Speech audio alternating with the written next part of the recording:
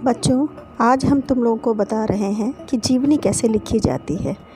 जीवनी किसी के बारे में याद करना इतना बोरिंग लगता है कि कैसे याद करें कि उस व्यक्ति की जीवनी क्या थी, कैसे थी, किन किन पॉइंटों पर लिखें। बड़ा सिरदर्द लगता है, कुछ भी याद नहीं रहता है ना। तो क्या करें, लेकिन हमको पढ़ना है, नंबर भी अच्छे लाने हैं, इसलिए जीवनी आती है तो हमको याद भी करनी पड़ेगी। आज हम तुम लोगों को कुछ पॉइंट्स बताएंगे जिसको तुम लोग अगर ध्यान में रखोगे तो जीवनी आराम से लिख लोगे। जैसे अगर किसी महापुरुष पर जीवनी लिख रहे हो तो सबसे पहले उस महापुरुष के बारे में या उस महापुरुष से मिलते जुलते कोई भी गद्य की 2 लाइनें या पद्य की 2 लाइनें एक कोटेशन के तौर पर लिखो। और जब ये कोटेशन के तौर पर लिखोगे तो इससे क्या होगा, एक एग्ज़ामिनर पर एक अच्छा इम्प्रेशन पड़ेगा, वो नंबर देने के लिए बाध्य हो जाएगा। पता है ऐसा। फिर आ जाता है हम किसी भी महापुरुष की जीवनी के बारे में तुमको बताते हैं कि कैसे कैसे कौन कौन से पॉइंट बनाओगे। सबसे पहले आता है परिचय में तुम लोग डायरेक्ट उस महापुरुष का नाम नहीं लिखना है, बल्कि हमको करना क्या है कि सबसे पहले उसके परिचय में उस व्यक्ति के कौन से कोई अच्छे कार्य हुए हैं या उससे महानता का कोई भी बात करी है उसने, उसके बारे में थोड़ी सी जानकारी देते हुए शुरुआत करेंगे। उसके बाद का पॉइंट आता है जन्म और स्थान। उसका जन्म कब हुआ है, किस जगह पर हुआ है, किस सन में हुआ है, किस तारीख को हुआ है, जो भी कुछ तुम लोगों को पता है वो सारी चीज़ें लिखनी पड़ेंगी। और उसके बाद उस जन्म स्थान कहाँ है और उसकी लोकेशन क्या रही है, तुमको अगर जानकारी है तो इसके विषय में भी तुम लोगों को लिखना पड़ेगा। फिर आता है पॉइंट माता और पिता, उसके पेरेंट्स, उनके जो महापुरुष थे उनके माता पिता कौन थे, माता क्या करती थी, पिता क्या करते थे, वो किस फैमिली से बिलोंग करते थे, इसके बारे में 2 या 3 लाइनें लिखी जाएंगी।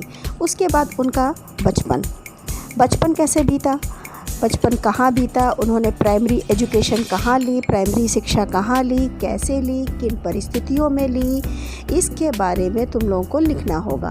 फिर आती है शिक्षा दीक्षा, यानी एजुकेशन, पूरी जर्नी उसकी, एजुकेशन की जर्नी।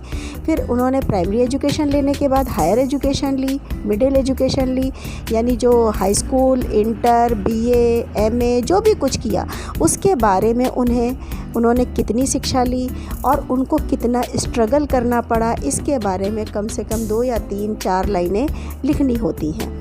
फिर आता है व्यवसाय, ये समझ लो पूरी जीवनी की आत्मा होता है। अब ये इसमें क्या होता है कि वो उस जीवनी मतलब वो व्यवसाय क्या करते हैं, किस तरह उस व्यवसाय तक पहुंचने के लिए उन्होंने कितना स्ट्रगल किया है, कितना संघर्ष किया है, प्रेजेंट टाइम क्या करते थे, जो लास्ट में तुम लोगों को लगा कि उस समय वो क्या करते थे, व्यवसाय में क्या था, और उन्होंने कौन कौन से और भी अन्य काम किए। फिर आती है विशिष्ट उपलब्धि में क्या आ जाता है, जैसे उनको कोई पुरस्कार मिला हो, कोई भी उपलब्धि उन्होंने प्राप्त करी हो, जैसे व्यवसाय उन्होंने माना कोई अपने हिंदी साहित्य का ही जो है वो बहुत सेवा करी हो तो उन्हें कोई पुरस्कार भी मिलेगा, जैसे ज्ञानपीठ पुरस्कार ही मिला हो। तो अगर इस तरह का कोई पुरस्कार मिला हो या कोई अन्य पुरस्कार मिला हो या उन्होंने अन्य उपलब्धि प्राप्त की हो, वो उसके बारे में लिखोगे। उनको किन किन भाषाओं का ज्ञान था, यानी कुछ उनकी उपलब्धि या विशिष्टता जो उनकी कुछ अलग है, उसके बारे में तुम लोगों को इसमें लिखना होगा। फिर आता है एक विवाद में क्या होता है कि जैसे हर व्यक्ति की कुछ गुण होते हैं, कुछ अवगुण होते हैं। किसी व्यक्ति में गुण बहुत ज़्यादा होते हैं, किसी में अवगुण ज़्यादा होते हैं। अब चूँकि यहाँ पर हम महापुरुषों की बात करना है तो यहाँ तो उनके गुणों की ही बात होगी, लेकिन फिर भी कभी कोई किसी विवाद में रहे हों, कुछ बात रही हो, तो उसके बारे में अगर जानकारी है तो ये उस पॉइंट में आएगा।